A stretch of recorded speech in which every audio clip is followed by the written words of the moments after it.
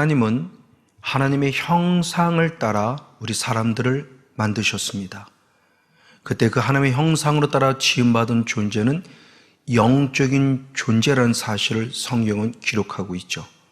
그래서 창세기 2장 7절의 말씀에 하나님이 사람을 흙으로 만드시고 그 코에 생기를 불어넣으시니 생명이 되었다라는 말씀을 통해서 우리가 영적인 존재로 창조되어지므로 하나님의 형상, 하나님의 본질이 영임을 알 수 있습니다. 그럼 하나님의 형상, 하나님의 본질이 영이신 하나님은 우리에게 무엇을 요구하시느냐? 요한복음 4장 23절에 예배하는 자를 찾는다고 말씀하셨고, 그럼 그 예배하는 자의 가운데 어떻게 예배할 것이냐? 요한복음 4장 24절의 말씀에 영과 진리로 예배하는 자를 찾는다고 말씀하며, 우리의 본질이 하나님의 형상을 따라 영적 존재가 되었다 한다면 우리는 늘 하나님을 예배하는 예배자가 되어야 한다는 사실을 성경이 말씀하고 있습니다. 이걸 역으로 풀어본다면 산영이 된 자는 주님을 예배하는 거죠. 다시 말하여 죽은 영은 하나님을 예배할 수가 없다고 하는 사실이죠. 그래서 하나님의 형상으로 지음받은 하나님의 사람으로서 하나님 앞에 예배하는 거룩한 예배 성공자가 되어질 때, 그럼 과연 예배는 무엇이냐라는 부분이죠. 우린 그동안 쭉 예배에 대한 정의를 살펴보았습니다. 특별히 출애굽기에 기록되어 있는 구원받은 자에게 원하는 예배의 개념들을 살펴보았죠. 그 첫 번째가 출애굽기 4장 31절 말씀에 머리를 숙여 여호와를 경배하였다라고 말하며 경배라는 단어가 첫 번째로 등장합니다. 즉 우리가 첫 번째 드려야 될 예배는 경배 예배입니다. 경배 예배는 샤하라는 원어로서 나를 낮추고 하나님을 높여 찬양 돌리고 영광 돌리는 것이 경배 예배죠. 그렇기 때문에 경배란 단어에는 머리를 숙인다 또는 무릎을 꿇었다 또는 땅에 엎드렸다는 단어가 항상 같이 따라 붙고 있음을 성경을 통해서 보게 됩니다. 그럼 단순히 무릎을 꿇음이 문제가 아니고 경배란 예배를 원할 때 땅에 무릎을 꿇는다, 머리를 숙인다는 것은 또는 우리에게 회개를 요구하는 자세이기도 합니다. 그래서 내가 죄인임을 깨닫고 철저히 십자가 앞에 무릎 꿇어 죄인임을 인정하는 자가 결국 하나님을 경배하는 예배자가 될 수 있다는 사실이죠. 그리고 더 나아가 출애굽기 3장 12절의 말씀에 이 산에서 여호와 하나님을 섬기라라고 말하며 하나님의 모세를 애굽으로 보낸 목적, 다시 말하여 이스라엘 백성을 애굽에서 끄집어낼 목적은 하나님을 섬기게 하기 위함이라고 말하며 결국 주님을 경배한다는 것뿐만 아니라 섬기는 것이 주님을 예배임을 말해주고 있죠. 그래서 예수님께서도 마태복음 4장 10절 말씀에 악한 영과 싸울 때 사탄아 떠나가라 라고 선포한 이후 주 너의 하나님 여호와를 경배하고 섬기라 라고 말하며 경배 예배를 말하고 있고 섬김의 예배를 말하고 있음을 말씀 안에서 살펴볼 수 있습니다. 그럴 때 이 섬긴다는 것은 우리의 몸으로 섬겨지는 것이죠. 그래서 경배는 우리의 마음을 다해서 내가 죄인임을 고백하며 철저히 낮아지고 주님을 높이는 예배를 한다면 섬김에는 우리의 몸으로 드려지는 겁니다. 그래서 로마서 12장 1절 말씀에 너희 몸을 하나님이 기뻐하는 거룩한 산 제사, 지금 바뀌어진 개역 개정은 산 제물로 드리라. 이것이 너희 들을 영적 예배니라 그랬어요. 근데 원어를 통해서 본 예배라는 단어가 라트레이아라는 원어인데 라트레이아라는 원어는 섬김이라는 뜻을 갖고 있습니다. 그러니까 우리의 몸으로 하나님 앞에 기쁨 들은 산 제물이 될 때 그것이 진정한 영적인 섬김이라는 거죠. 그래서 진정한 섬김의 삶이 내 삶 속에서 나타나고 드러나야 됨을 말하고 있습니다. 그리어서 세 번째로서는 하나님 앞에 희생을 드린 예배를 원하고 있음을 또 성경을 살펴봅니다. 그래서 출애굽기 3장 18절 말씀에 하나님의 거룩한 명령을 따라 모세가 바로에게 선포할 때 우리는 여호와께 희생을 드리러 가노라 라고 말하며 희생이란 단어를 통해서 하나님 앞에 예배드림이 희생이 필요함을 말씀해 주고 있습니다. 이때 희생한다는 원어가 자바흐라는 원어인데 이 자바흐라는 원어를 통해서 우리가 몇 가지를 살펴볼 때 구약에는 5가지의 제사법이 있습니다. 번제라는 제사, 속죄제라는 제사, 속건제라는 제사가 있는데 이 번제, 속죄제, 속건제라는 제사를 통해서 내 죄를 철저히 죄문제를 해결하는 제사법이 필요해요. 그래서 예수님께서도 에베소서 5장 2절 말씀에 친히 향기로운 제물이요 희생의 제물이 되어 주셨다라고 말하며 죄를 위해서 죽으신 것을 말합니다. 바로 이것이 우리가 하나님께 드릴 희생인데 첫 번째는 죄의 문제를 해결하는 거룩한 희생이에요. 그럼 예수님이 희생 제물을 쓰면 우리는 어떻게 희생되느냐? 로마서 6장 6절의 말씀에 아직도 죄의 종에게 매이게 만드는 옛사람에서 벗어나 버리는 것이 결국 우리는 영적인 희생, 죄와 싸워 이기는 자임을 말합니다. 근데 죄와 싸우기는 것은 내 힘으로 죄와 싸우고 이길 수 없어요. 오직 성령으로만 이겨지는 것이죠. 그래서 옛사람을 벗어버리고 빨리 하나님의 형상을 따라 지음받은 새 사람을 입은 자가 될 때 진정한 예배자여 진정한 희생을 드리는 그래서 죄와 싸워 이기는 자로서의 예배의 성공자를 말씀해 주고 있습니다.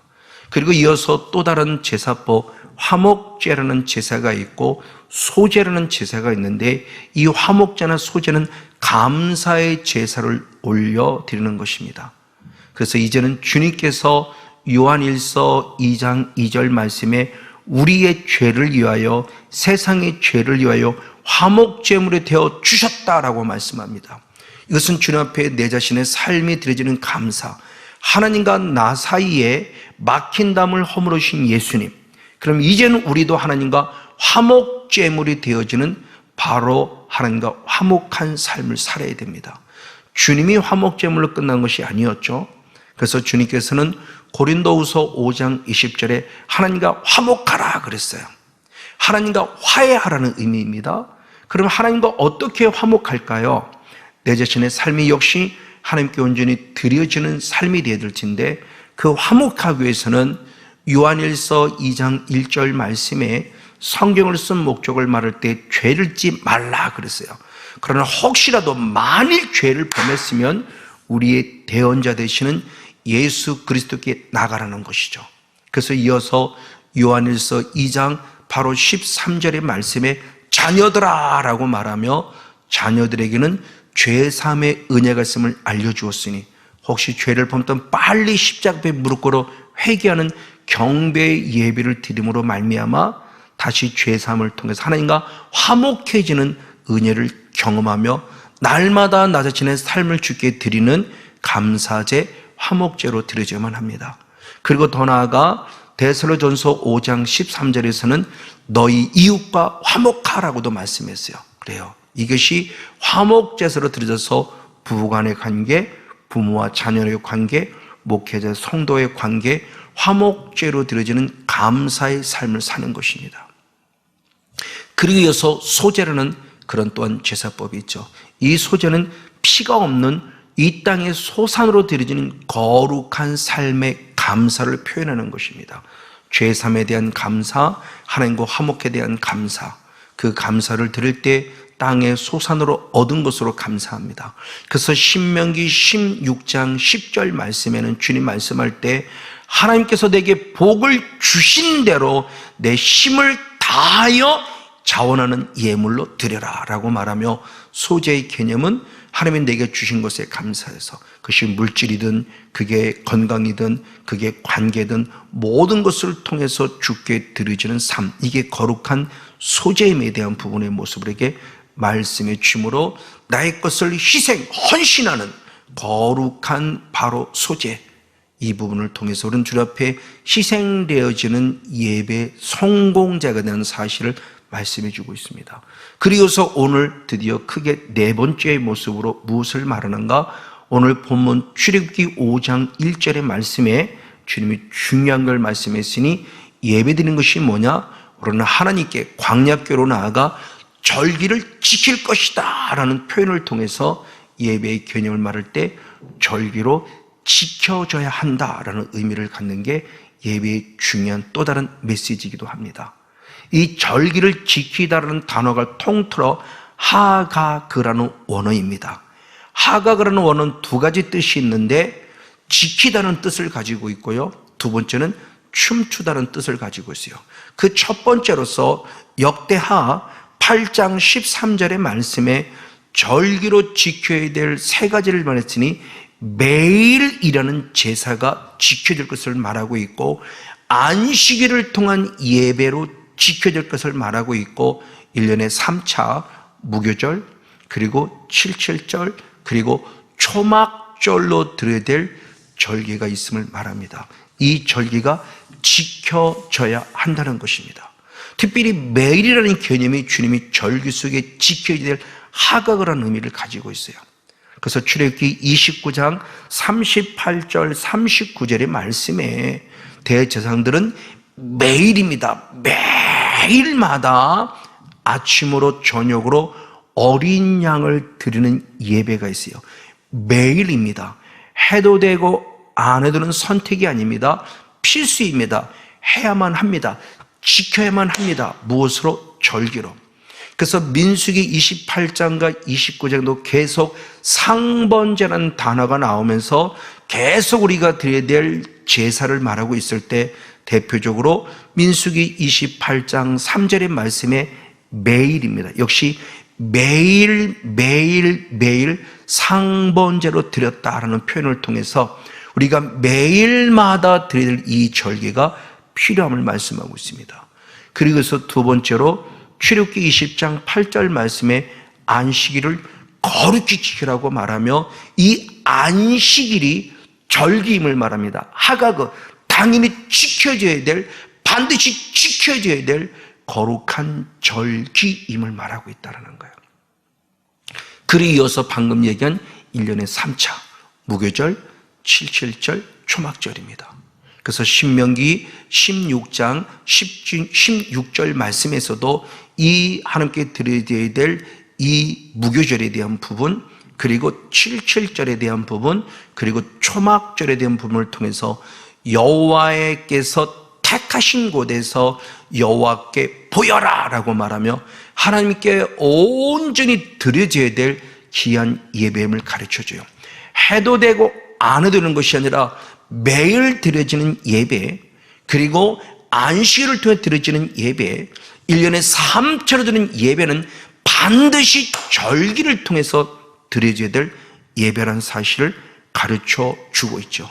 특별히 출애굽기 12장 14절의 말씀에 유월절을 얘기하며 이 유월절을 하나님의 절기로 삼아 영원한 규례로 대대로 지켜야 그럴 때 유월절을 삼아 절기로 삼할 때 그때가 하각이라는 원어이고 지킬 지내가 하각이라는 원어예요.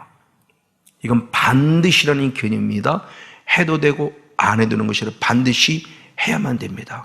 그리고 더 나아가 시편 42편 4절을 이 하각을 뭐라고 했었냐? 성일이라고 했었겠어요. 그래서 성일을 통해서 하나님께 지키는 것을 통해서 많은들이 기뻐 주님을 찬양하며 하나님의 집으로 달려갔음에 대한 부분을 시편 기자를 통해 말하면서 이 하각은 결국 매일은 매일대로, 안식일은 안식일대로, 3대 절기는 3대 절기대로 성일이라고 그러며 거룩한 하나님이 원하신 날이란 통해서 우리에게 준 메시지죠. 그러므로 오늘 이 말씀을 적용시켜보면 매일매일 드려지는 새벽 예배를 비롯해서 수요 예배 또는 금요 예배, 거룩한 주의 날은 무엇이고 이 모든 날들이 날마다 성일, 정말 중요한 영적인 절기의 예배가 된다는 사실입니다. 주일만 빠끔 나오는 것이 아니라 날마다 매일마다 드린다는 사실을 가르쳐 주고 있다는 사실이죠. 맞습니다. 바로 이걸 뿐만 아니라 또한 춤추다는 의미를 가지고 있다고 그랬죠. 그래서 사무엘상 30장 16절의 말씀을 통해서 보면 아말렉 군인들이 자기들이 이스라엘과 싸워 이긴 모습 속에서 그들은 기뻐 뛰며 춤췄다라고 말하는데, 그 춤췄다는 원어가 하가그라는 원어예요. 즉 이스라엘과 싸워 이겼을 때 그들 나름대로 자신들이 섬기는 신과 함께 그 기쁨을 만끽하며 정말 덩신을 춤췄다는 의미를 가지고 있다는 거죠. 그럼 더구나 우리는 나의 살아계신 하나님을 믿는, 창조주 하나님을 믿는, 구원자 하나님을 믿는 우리들은 과연 예배가 어떤 예배가 될까요?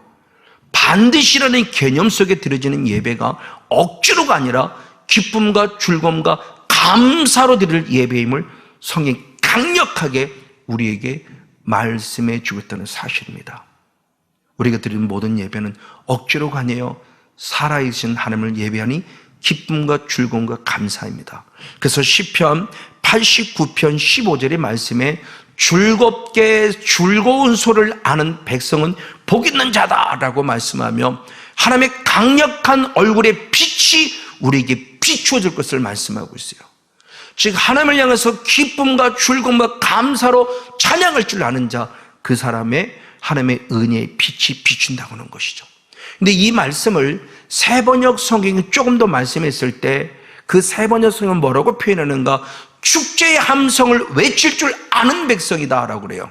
그 즐거운 소리를 높여 찬양하는 것이 거룩한 축제라고 말하며, 세번역 성경은 원어를 통해서 말씀할 때 기쁘고 즐거울 우리 축제 예배에 대해서 정확하게 성경은 말씀하고 있다는 사실이에요.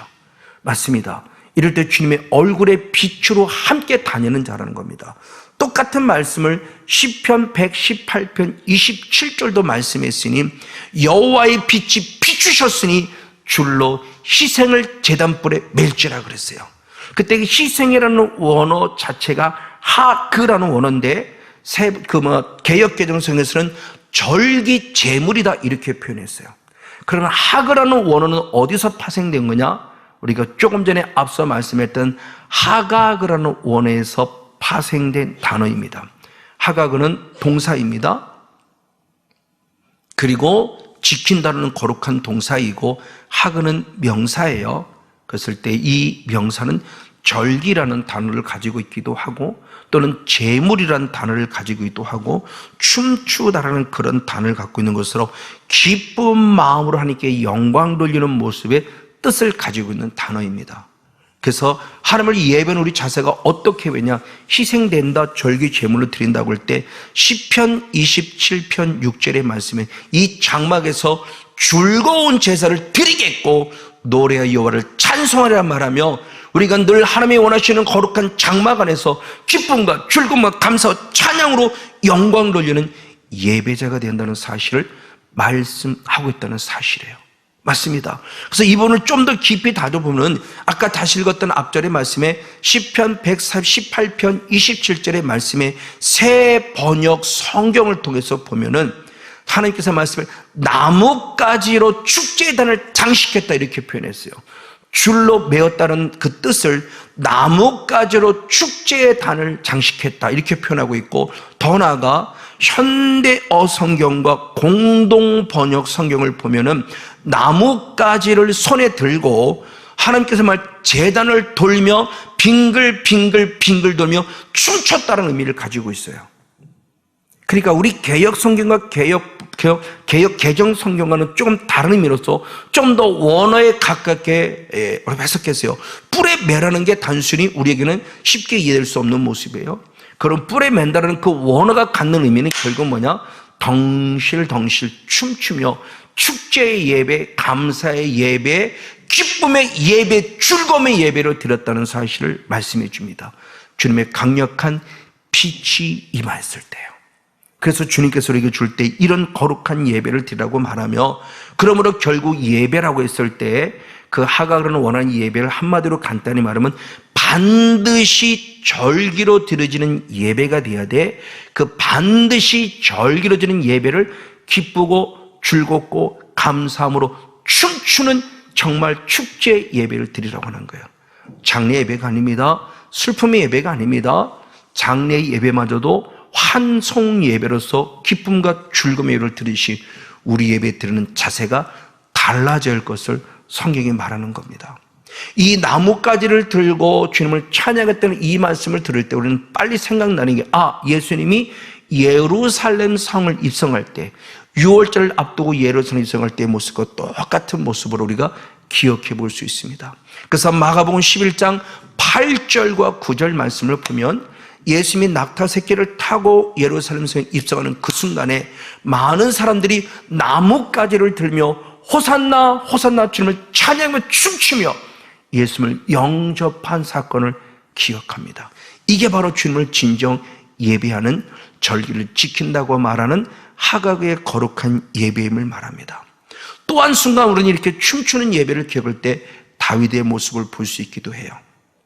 그래서 사무엘하 6장 14절과 15절의 말씀에 다윗이 언약궤가 회복되어 돌아올 때 그 언약궤를 맞이할 때 하나님을 맞이하듯이 너무나 기뻐서 덩실덩실 춤을 췄고 모든 백성들은 나팔을 불며 즐거움으로 춤을 찬양하며 여호와의 언약궤를 맞이한 걸 봐요. 이것이 우리가 하나님께 예배드릴 귀한 자세임을 성경이 정확하게 말씀하고 있다는 사실이에요. 또 이걸 좀 더 깊이 다뤄본 느헤미야서를 통해서 말씀을 볼 수 있게 되니 느헤미야가 회복되어서 에스라를 모시고 예배를 드릴 때 그 에스라를 통해서 말씀을 듣는 순간 말씀을 듣고 그들은 하나님 앞에 철저히 회개하는 뜨거운 눈물을 흘리는 사건을 느헤미야 8장 8절과 9절 상반절 말씀에 볼 수 있어요.